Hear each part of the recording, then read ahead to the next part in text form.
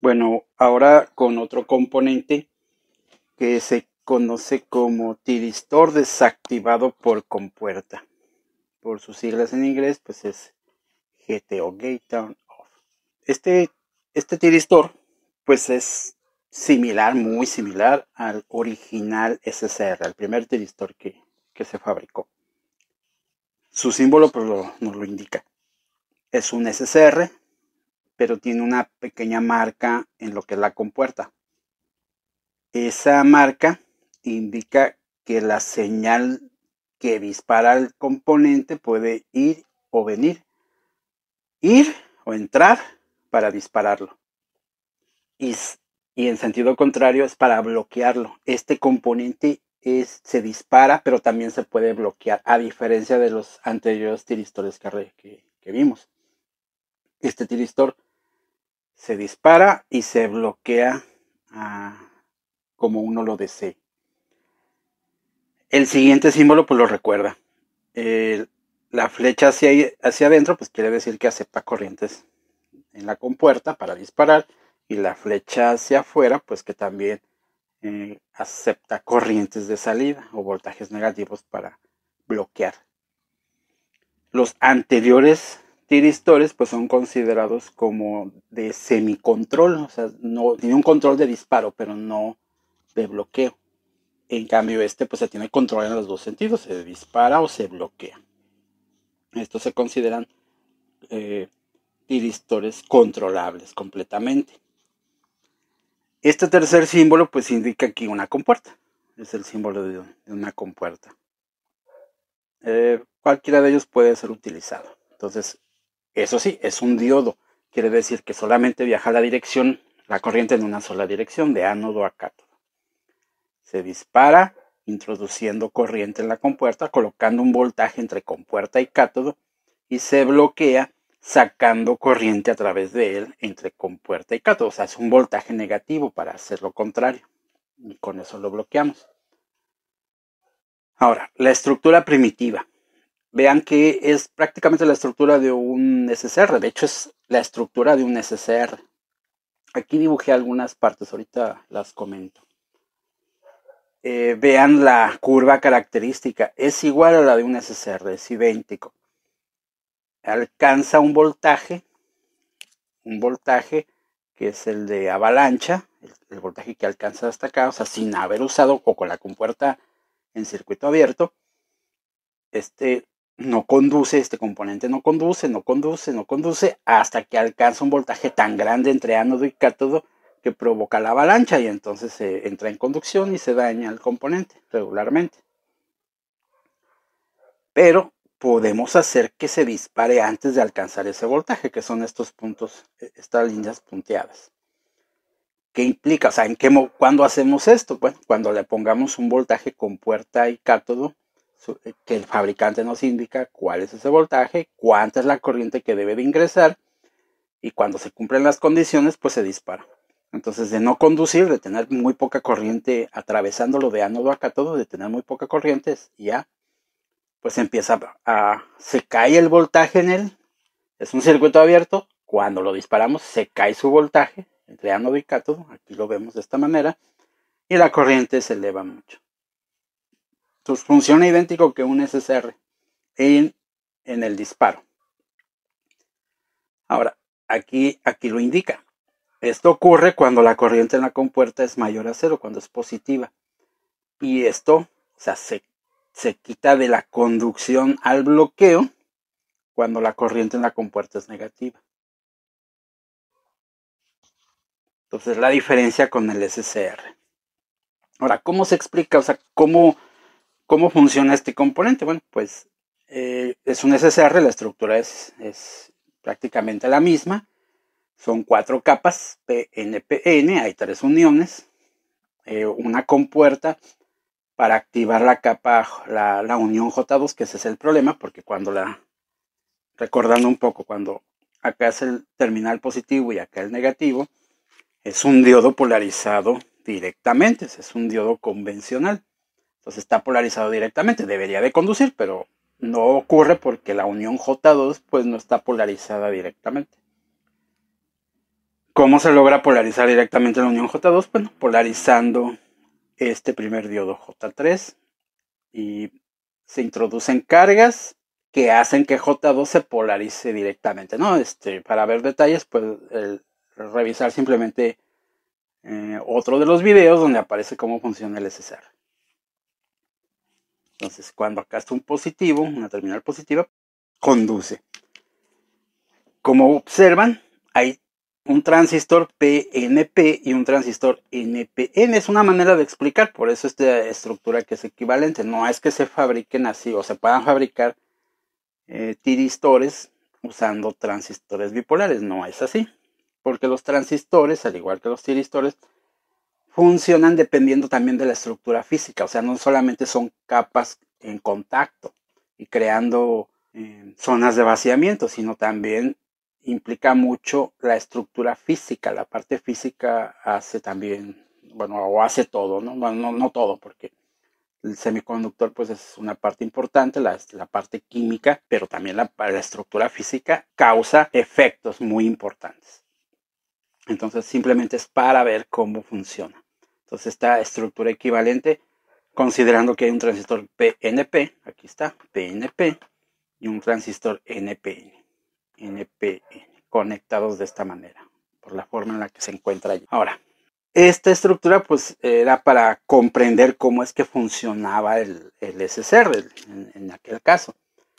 Aquí uno polariza directamente, positivo aquí, el positivo acá, el negativo acá. Y cuando uno polariza, bueno, esta unión está polarizada directamente. Esta unión está polarizada directamente. El problema es esta unión, que es esta es la J2 que aparece aquí. Entonces, es esta unión, que es la misma que este lado. Esas no están polarizadas directamente. Entonces, ¿qué se hace para polarizarla directamente? Bueno, pues se coloca aquí un positivo con respecto al cátodo y entonces se polariza directamente esta unión y entonces, ¿qué va a ocurrir? Bueno, pues habrá un flujo de corriente. Un flujo de corriente que entraría por el emisor del transistor PNP. Recordarán esto, las dos corrientes pues caminan en estas direcciones. Esta es la corriente del emisor, esta es la corriente de la base, esta es la corriente del colector. Y luego pues esa corriente del colector pues es la corriente de base del otro transistor, del transistor NPN. Esta corriente de la base es la corriente del colector del otro transistor y se juntan las dos corrientes y es la corriente del cátodo. Una vez que hacíamos eso, ya no era posible bloquear el componente. O sea, una vez que se disparaba, ¿por qué ya no era posible? Bueno, porque si yo le quito esta polaridad, esta polarización y dejo inclusive abierta la terminal, pues sigue habiendo corriente en el colector del transistor de arriba. Y esa corriente del colector pues se encarga de polarizar al transistor de abajo. Y entonces pues está saturado. Una vez que se satura, satura este. Y por eso se mantiene la conducción. ¿Cómo se lograba evitar la conducción? Bueno, pues una era abriendo el dispositivo, o sea, quitando la diferencia de potencial entre ánodo y cátodo para que deje de haber flujos de corriente por acá y se polarice este transistor y pues se bloquee. Se asume que pues no se puede quitar la conducción. Sin embargo, sí es posible, o sea, efectivamente, ¿cómo se puede quitar la conducción? Bueno, uno dice, pues abro y dejo de haber corriente, sí, pero también hay una posibilidad que yo ponga una corriente aquí en contrasentido. Si yo pongo una corriente en contrasentido, quiere decir que estoy lanzando corriente en estas direcciones. Si logro que esta corriente elimine a la otra, o sea, se anulen, entonces yo lo podría bloquear. Eso ocurre en un SSR. El detalle es que esta corriente es enorme, es muy grande en esos transistores, tan grande como la que viene fluyendo. No es comercialmente útil, si lo vemos así, es ineficiente. Yo imaginen, tengo 10 amperes moviéndose para acá y quiero o necesito 10 amperes para bloquearlo. Bueno, prefiero usarlo en corriente alterna. y que cuando la corriente alterna suba y baje y cruce por el cero, pues se bloquee. ¿Para qué utilizo tanta corriente para bloquearlo?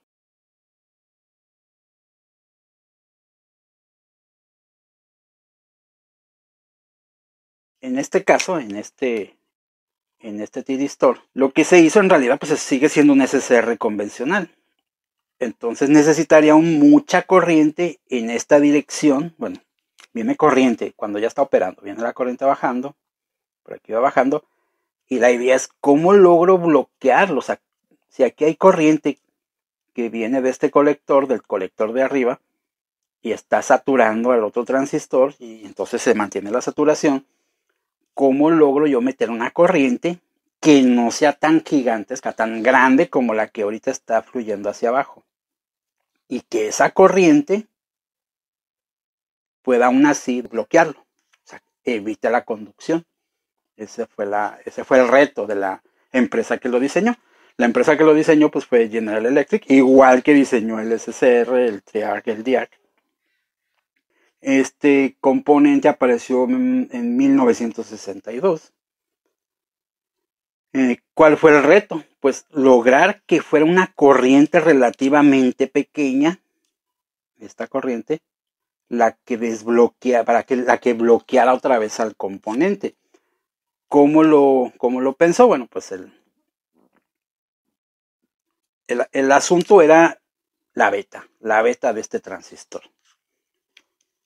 Entre más grande sea la beta de este transistor, recordarán eso de su curso posiblemente de electrónica analógica o tal vez el mismo semiconductores, en el caso de revisar cómo opera un transistor.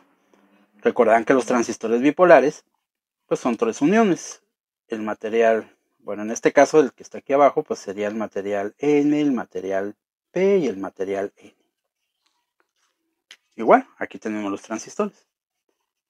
Pero físicamente, la base, el material que está en medio de los otros dos, debe ser muy delgado, muy delgada, para que casi toda la corriente del emisor aparezca por el colector y muy poca vaya por la base. Entre más delgado es, la beta de ese transistor se eleva, es más alta. Entre más parecidos son, la beta de ese transistor se reduce, al grado de que prácticamente si son del mismo ancho, prácticamente la misma corriente la corriente del emisor se separa casi igual entre la base y el colector. Entonces no es muy útil ese transistor porque no tiene una beta alta, que es lo que se utiliza en la amplificación. Pero bueno, y resulta que aquí lo que se ocupaba es que esta corriente, la que queremos usar para volver a bloquear el componente, queremos que sea una corriente pequeña. La corriente en la compuerta pues no sea muy grande, como originalmente se necesitaba en la estructura del SCR. Entonces, ¿qué tuvo que hacer el fabricante? Pues que este transistor tuviera una beta extremadamente alta. ¿Cómo? Pues haciendo que esta zona, la del medio, la base, pues sea muy delgada, muy delgada. Y dopando más el emisor, igual que un transistor bipolar. Al lograr eso, al tener que esta beta sea muy grande, muy alta, implica que la corriente de base, esta corriente de acá es muy pequeña. Se ocupa muy poca corriente de base para saturar o en este caso para bloquear. Y a la vez necesitaba que este transistor de acá, el detalle es este, si este transistor está saturado y fuera un transistor similar a este con una beta muy alta, pues esta corriente prácticamente iba a ser la que está aquí. Esta corriente así de grande, pues tendría que ser esta corriente casi, porque la de la base pues es pequeña. Bueno, pues este transistor lo tuvo que hacer completamente al revés. Este transistor tiene que tener una beta muy cercana a 1. O sea, no es un transistor propiamente lo que se está haciendo, simplemente un componente que se puede disparar, hacer que conduzca bajo ciertas condiciones. Entonces no necesitaba que este tuviera una beta alta porque no es un amplificador. Entonces, ¿qué hizo? Hizo en este caso, los anchos de las zonas pues fueron casi del mismo tamaño. ¿Para qué? Para que fuera prácticamente la misma corriente. La que viaja por acá y la que viaja por acá. Entonces, en vez de tener mucha corriente por acá, pues la idea es que esté bastante corriente por esta parte. Para que esta corriente fuera capaz de anular la que venía del otro transistor y lograr que se bloqueara otra vez. Y bueno, pues fue lo que tuvieron que hacer la empresa de General Electric y pues lo lograron. Entonces fue un desarrollo, es un SSR básicamente, pero tuvieron que cumplir con que este transistor de acá pues fuera una beta muy alta, el de arriba una beta muy baja, y entonces pues se enfrentaron a algunos problemas técnicos que había que resolver, entre otros, por ejemplo, calentamientos en el transistor de abajo. Así que por eso puse esta zona. El material N, de hecho, la compuerta que es metálica, esta compuerta que es metálica, en realidad se metió adentro. Y zonas, se hicieron ventanas y zonas entre la material P y el material N fueron los que se conectaron entre sí. Y esas zonas que estaban entre sí conectadas, pues se iban a un disipador. Estos componentes pues, son para mucha potencia. También se hicieron algunos cambios más, pues, para lograr conmutaciones bastante más altas. Por ejemplo, se conectaron aquí zonas N. También en diferentes cantidades. Acá también, así yo puse solo dos, pero en realidad se hicieron muchas zonas diferentes. Eso cambia las características de ese GTO. Y bueno, la estructura física, aunque son 4 capas, la estructura física, lo interno es diferente al SSR. ¿Y para qué? Pues para lograr que ese componente pues fuera bloqueable otra vez, se pudiera disparar y se pudiera bloquear. En general, bueno, pues esas son las características diferentes, es físicamente la manera en que se fabricaron, aunque la operación es muy similar en el SSR y el GTO. Tiene la gran ventaja que este se puede bloquear. Aún así, estas betas, bueno, lo que estaba aquí hablando, ¿cuánta corriente se necesita para volver a bloquear el componente? Pues no, obviamente no es la necesaria en un SSR para poder bloquearlo, es enorme en el caso de un SSR. Aquí se ocupa mucha menos, es típico valores alrededor del 6. ¿Qué significa esa relación? Que si yo tengo 10 amperes por aquí atravesando el componente, tendría que usar 1.66, por ejemplo, en el caso de la relación de un sexto, tendría que utilizar una corriente en esta dirección de 1.66 amperes para poder bloquearlo. Entre más corriente yo tenga aquí conduciendo, más corriente de sentido contrario tengo que obtener por la compuerta. Entonces es una corriente también muy, muy grande. También tiene unas desventajas en esa construcción. Los voltajes de ánodo y cátodo, o sea, cuando está conduciendo en un SSR, pues anda entre 1 y 3 volts. Bueno, en estos anda casi en el doble, ¿no? por esa construcción. ¿Eso qué implica? Pues es menos eficiente. Es un componente que cuando está saturado, conduciendo, pues se queda con más voltaje entre ánodo y cátodo. Y por lo tanto, consume más potencia. Y por lo tanto, el encapsulado de estos componentes es más grande para las mismas potencias que un SSR. Es menos eficiente. Y para conducir se ocupa más corriente de disparo que en un SSR. Y para bloquear mucha más corriente de sentido contrario para poder bloquear. Entonces, es un componente interesante, muy útil, porque ¿qué implica? Que yo puedo tener una señal sinusoidal. Los semiciclos positivos, pues es un diodo, los deja pasar. Los negativos los quita, rectifica. Puedo dispararlo donde yo guste. Se dispara, empieza a conducir el componente y yo puedo volver a hacer que se bloquee. Puedo volver a disparar y yo puedo decidir dónde volver a bloquear. Entonces es más útil que un SSR típico. Pero como les comento, tiene esas desventajas, ¿no?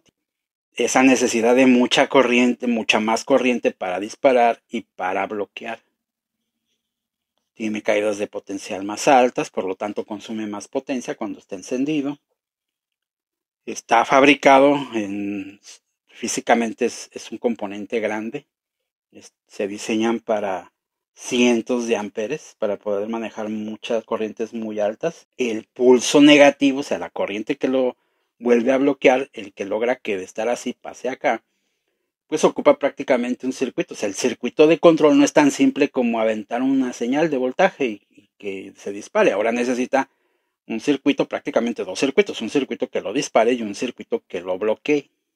En general es más rápido por la construcción que se le hizo, resulta más rápido, o sea, se puede trabajar en frecuencias más altas, tampoco muchas más altas. Recuerden que todos este tipo de componentes están pensados para las líneas de corriente alterna que se utilizan. Entonces, funcionan perfectamente pues, para 60 Hz o 50 Hz, ¿no? En algunos otros países. Pero puede trabajar inclusive en algunos kilohertz, este componente, mientras los SSRs o el TREAC no lo podrían hacer. Entonces tiene tiempos de encendido y de apagado bastante más cortos. Tiene grandes desventajas. Cuando aquí viaja la corriente y está haciendo que conduzca, es una gran corriente. Cuando lo queremos bloquear, bueno, cuando lo vamos a bloquear y ponemos un pulso negativo y ahora sale la corriente, crea un transitorio muy grande. O sea, imaginen, es empujar un carro o un carro que va caminando en una dirección y de repente lo queremos detener y regresar en la dirección en la que venía. Es un gran esfuerzo de una corriente que va viajando en esta dirección y luego, ahora en sentido contrario, crea un transitorio muy grande. Este tipo de componentes prácticamente necesita un snubber, ¿no? Una red un circuito para atenuar las formas, los transitorios que aparecen. Entonces, los otros depende de la carga, puede ser que no lo ocupe. Este prácticamente siempre lo va a ocupar, ese tipo de redes, aunque sean eh, puesto para algo resistivo, va a ocupar redes de amortiguación por el transitorio que provoca. Entonces, ¿cómo se apaga este? Que es la parte relevante. Una, bajando la corriente entre sus terminales hasta llegar a la corriente bajar de la corriente de sostenimiento y se apaga solo. Y otra, poner un pulso negativo por su compuerta y se bloquea. Si el pulso negativo es de la suficiente intensidad para volverlo a bloquear. Tiene otras desventajas, pero por ahora con esto daré este tema por concluido.